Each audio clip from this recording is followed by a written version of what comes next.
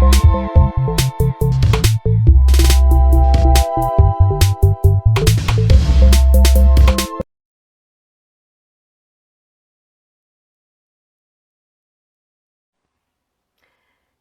everybody to one more session of Learning to Sleep. Today I have a very good subject that it comes from a question of a mom writing to us, and she was wondering what is the difference between a sleep disorder and a bad sleep habit. I guess there is a point on on time that you don't know what is really happening if your child has a sleep disorder because it's not sleeping very well, or it's just a bad habit of your child. So in this session we are going to talk about the differences so you can make clear or have clear understanding of what's going on. And then obviously if you feel like your child is going through or has a sleep disorder, then you need to address it with a doctor or a sleep specialist. There are so many doctors in that dedicated specifically to the sleep disorders. I have to say I have helped families in other countries, and there are countries that are not so much advanced, and the sleep disorders are not treated, or there are very few clinics to treat those sleep disorders. In other countries they are more popular, but mainly they focus on adults. Is rare that there are clinics for children, but you can do your research and see what you can find if you are thinking this. Okay, let's go to speak about the sleep disorders first, so you can identify them very easy. A sleep disorder is an event that is going to be coming up suddenly. Okay, your child sleep very well. Your child start waking up through the night, so it's something sporadic and very rare. What happened? Another point of this is that it always happen about the same time. In the same time that these events are happening, is they repeat every night at the same time, like in within 1 hour difference, or in between 1 hour. Let's say your child always and suddenly start screaming between 2 and 3 in the morning, or between 12 and 2 in the morning. Is event that is happening through the night. It has the same length of duration. What happened? Your child wakes up every night, or starting waking up every night between 2 and 3 in the morning, and doing exactly the same thing, and it lasts for the same amount of time. These are key points that you can start checking, and this is becoming a sleep disorder. There are different types of sleep disorders, and then one is the physical behavior of your children is changing in some ways during the day, and the event during the night, it has something physical, like your child starts screaming, or some start hitting the cot or the bed, some sit. So it has something to do with a physical movement.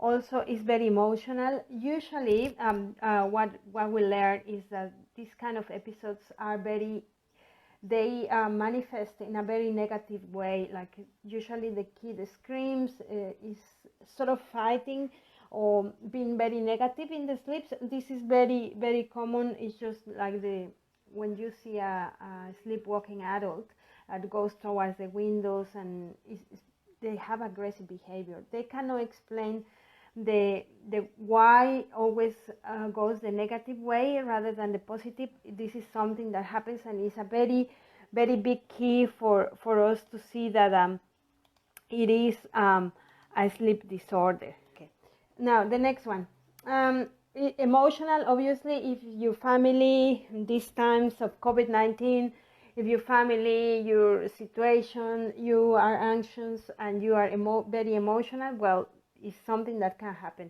A regression can start being manifest through a sleep disorder, because obviously your children was sleeping very well, and suddenly your child or your baby start waking up this way. So this is the kind of the three types of sleep disorders, the physical, the emotional, and maybe a regression. So be aware of it. It's sporadic, it has the same length of duration, and it's always at the same time. These are the points that you need to look for. And then let's talk about the bad sleep habits. How can we differentiate? If we put aside the disorders, now this is how the habits you can identify if it's just pure habit. Your child has never slept very well and therefore is not sleeping well at the moment, so it happens again. Is waking up constantly. The other point is when he goes to bed and when you want to put her or him to bed, is very difficult. So there is no easy way about it. Doesn't sleep well, does not take long or good quality naps. What do I mean with this? Doesn't take long naps, more than 45 minutes. It's always 20 minutes, 30 minutes during the day. Remember, any young children need to sleep during the day. Up to 5 years of age, it's recommended that they have a rest period or a nap. 45 minutes is the best. If a child sleeps 45 minutes once a day is good. Obviously, depending on the age. If you have a baby younger than 2 years, you recommend one long sleep during the day is most needed. Some children don't do any naps, which this becomes a bad sleep habit. When your children or your baby wakes up suddenly during the night, but not just one time, a few times during the night, that's another reason of bad habit. When you need to have some props or need to help your baby to sleep during that waking up period with something like giving a bottle, rocking, giving the breast, taking him for a walk. Well, all these ways that you're trying to make your baby to sleep during the night are representation of a bad habit. Obviously, your baby will be waking up more than once at night, and obviously you need to look at all these points that your baby is looking at. So obviously we need to look at these points. So I'm going to summarize quickly. Never sleep well, doesn't go to bed very early or easy, doesn't take naps, wakes up suddenly more than once at night, and also you need to do something in order to help the baby.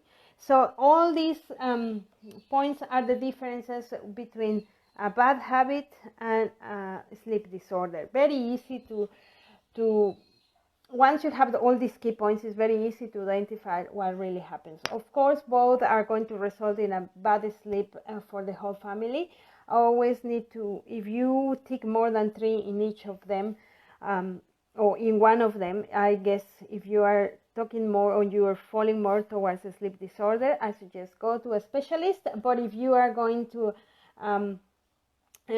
falling more from the side of the bad sleep habit, then I suggest contact me. We can talk about it.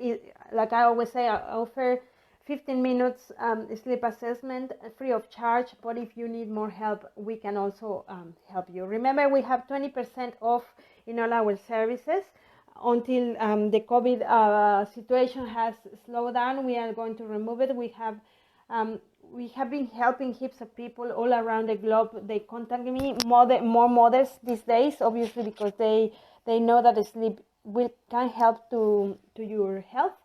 You need to sleep better to cope with everything that is happening. Even if you lost your job, you need to be very switch on and very healthy. You know? If we are tired, we are more likely to get depressed, anxious, and obviously don't have the energy to deal with all the tasks when we are at home. Okay, thank you so much for listening today, and I'm Liliana Amaro, infant sleep coach, and see you next week for another video of learning to sleep. If you have any questions, feel free to put it here down in the video or send me a text, email, however you feel like is your easiest way to reach. I am here to help you. Thank you so much and see you next week. Bye.